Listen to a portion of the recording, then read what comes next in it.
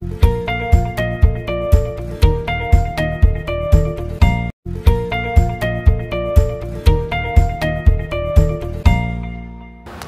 The lord. యేసుక్రీస్తు దివ్య నామంలో ఉదయకాల సమయంలో కార్యక్రమం వీక్షించుచున్న మీ అందరికీ నా హృదయపూర్వక వందనాలు తెలియజేస్తున్నాను. మనలో చాలామందికి ఉన్నటువంటి ఒక చెడ్డ అలవాటు ఏంటంటే, లేదా చెడ్డ అభిప్రాయం ఏంటంటే, నేను ఎవరికి మేలు చేసినా వాడికి మాత్రం సత్యంత వరకు, నా ప్రాణం ఉన్నంత వరకు నేను మేలు చేయను అని కొంతమంది అంటారు, లేదా అభిప్రాయం కలిగి ఉంటారు. మరి కొంతమంది ఎట్లుంటారంటే, ఎవరితో నేను సమాధానంగా ఉన్నా వారితో మాత్రం నేను సమాధాన పడలేను.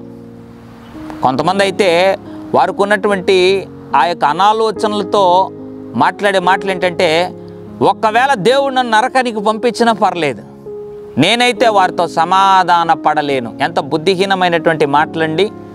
ఉదయకాల్యంలో అటువంటి తలంపు, అటువంటి ధోరణి నీవు కలిగి ఉన్నట్లయితే దేవుని సన్నిధిలో క్షమాపణ కోరవలసిన వాడివై ఉన్నావు.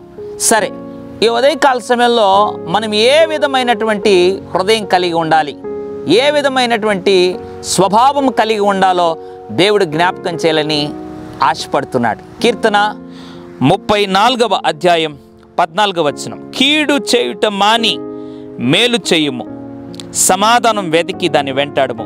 ఎంత అద్భుతమైనటువంటి మాట దేవుడు జ్ఞాపకం చేస్తున్నాడండి. దేవుని ప్రజలు ఎప్పుడు కూడా ఒకవేళ ఎవరైనా మనకు కీడు చేసినా మనం లోకస్తుల వలె వారికి కీడు చేయకూడదంట.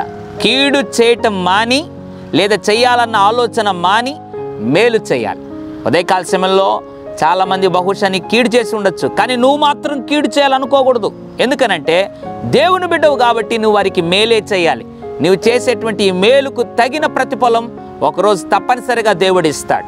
రెండవదిగా, సమాధాన పడను, వారితో మాట్లాడను, వీరితో మాట్లాడనని నీవు ఎప్పుడు కూడా తలంపు కలిగి ఉండకూడదు, ఎప్పుడు కూడా ఆ పట్టుతో ఉండకూడదు. ఎందుకంటే అది మనకు ఆశీర్వాదం కాదు. దేవుడు అంటున్నాడు, సమాధానాన్ని వెతికి దాన్ని వెంటాడు. అంటే అర్థం ఏంటి? సమాధానం వెతికితే కూడా దొరికేది కష్టం. ఈ ప్రస్తుత దినాల్లో అపవాది ఆ రీతిగా వాతావరణం సృష్టిస్తాడు. అందుకే వెతికి దాన్ని పట్టుకో అనడం లేదు, వెతికిన తర్వాత కూడా వెంటాడు అంటున్నాడు. అంటే వెతికినా అది నీకు దొరకకుండా దూరం అయిపోతూ ఉంటుంది, కానీ నువ్వు వెంటాడాలి, వెతకాలి. ఆ దేవుని చిత్తం. ఎంత సమాధాన పడగలుగుతావో అంతగా సమాధాన పడు, సమాధానాన్ని వెతుకు, దాన్ని వెంటాడు, తగ్గించుకో. దేవుడు తప్పనిసరిగా జీవకిరీటం ఇస్తాడు, ఆశీర్వదిస్తాడు. రెండు అద్భుతమైన స్వభావాలు మనలో ఉన్నాయా పరీక్షించుకుందాం. మొదటిగా, కీడు చేయటం మానాలి, మేలు చేయాలి. రెండవదిగా, సమాధానాన్ని వెతకాలి, వెంటాడాలి. ఆ కృప దేవుడు మనందరికీ దయచేసి మనల్ని ఇట్టి ఆధిక్యత మనకు దేవుడు అనుగ్రహించి సాక్షులుగా నడిపించునుగాక. Praise the lord. పరిశుద్ధుడా, ప్రేమగల తండ్రి, నీకు వందనాలు. కీడు చేయుట మాని మేలు చేయుము, సమాధానాన్ని వెతికి దాన్ని వెంటాడుము అన్నాం.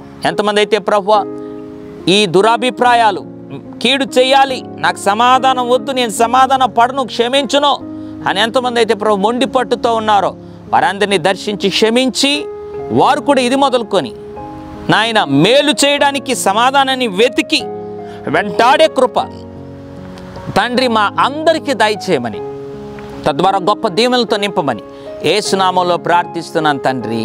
ఆమెన్. God bless you.